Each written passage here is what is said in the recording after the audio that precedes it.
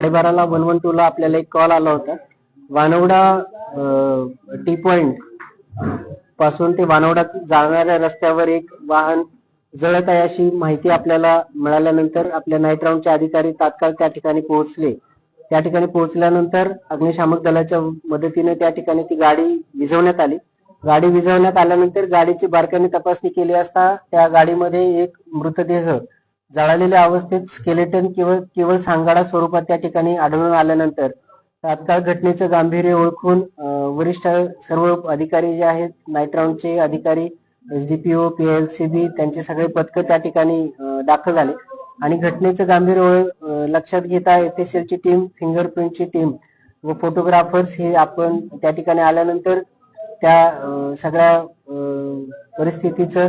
तपास सुरू करण्यात आला. त्यानंतर वाहनाचा जो नंबर होता त्या नंबरच्या आधारे वाहनाच्या मालकाचा शोध घेण्यात आला. त्या मालकाचा शोध घेतल्यानंतर असं लक्षात आलं की ते वाहन त्याने त्याच्या नातेवाईकाला वापरण्यासाठी दिलेलं होतं. मग ज्या नातेवाईकाला वापरण्यासाठी दिलं होतं त्याचा शोध घेण्यात आला असता असं निष्पन्न झालं की तो जो नातेवाईक आहे गणेश चव्हाण नावाचा व्यक्ती तर तो घरातून 10 वाजता गेला आहे आणि तो आता परत घरी आलेला नाही आणि त्याचे मोबाईल बंद आहे. त्यामुळं प्रथमतः अशी धारणा झाली की जो काही मयत इसम आहे गाडीमध्ये ज्याचा मृतदेह मिळालेला आहे तो गणेश चव्हाणचाच असावा असं प्राथमिक दृष्ट्या त्या ठिकाणी वाटत होतं. त्याच्या आधारावर तात्काळ औसा पोलीस स्टेशन या ठिकाणी अकस्मात मृत्यू दाखल करून त्याचा तपास सुरू करण्यात आला. परंतु दिसत्या परिस्थितीवरनं पोलिसांना संशय आल्यानंतर जो मयत असावा गणेश चव्हाण या संशयाच्या आधारावर गणेश चव्हाण आणि गणेश चव्हाणची इतर सगळी माहिती काढत असता एका महिलेबरोबर त्याचे जे काही मैत्री होती तर त्या मैत्रीच्या आधारावर त्या महिलेकडे आपण ज्यावेळेस चौकशी केली तर त्यावेळेस आपल्याला असं निष्पन्न झालं की ही घटना घडून गेल्यानंतरही त्या महिलेबरोबर त्या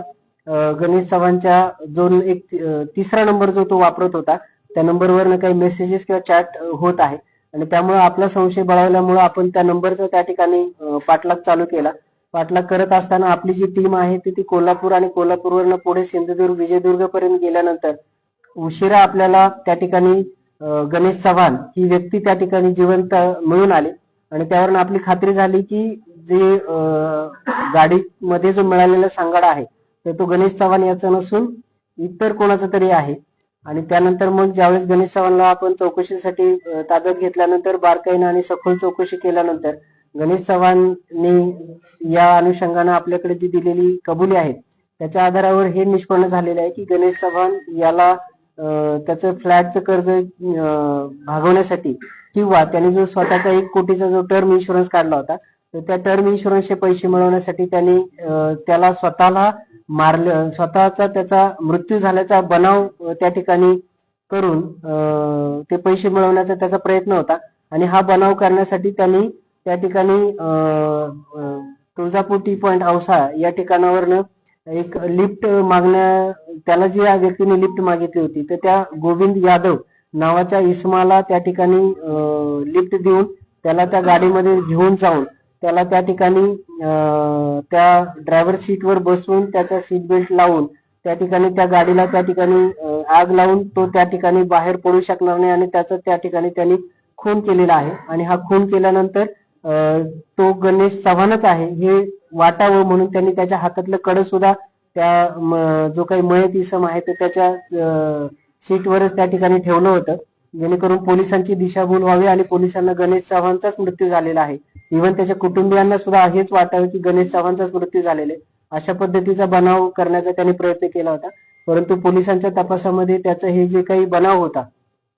तो बनाव उघडकीस आणण्यामध्ये आणि त्यांनी जो काही केलेला हा गोविंद यादव नामक इसमाचा जो खून केलेला आहे तो खून उघडकीस आणण्यामध्ये औसा पोलिसांना आणि स्थानिक गुन्हे शाखेच्या पथकाला त्या ठिकाणी यश मिळालेलं आहे. त्या अनुषंगानं ईडीचे तपासाचे जे तपास अधिकारी होते त्यांनी स्वतः त्याच्यामध्ये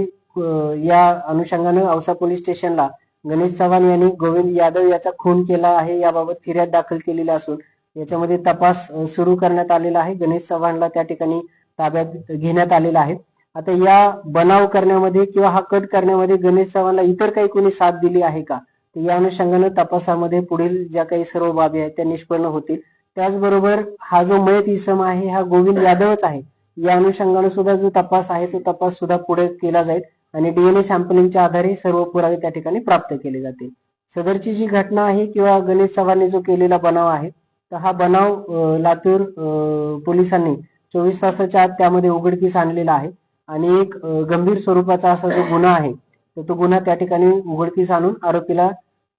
ताब्यात घेण्यामध्ये सुद्धा पोलिसांना त्या ठिकाणी यश आलेलं आहे. डेड बॉडी सर देण्यात येईल कधी या कुटुंबांना?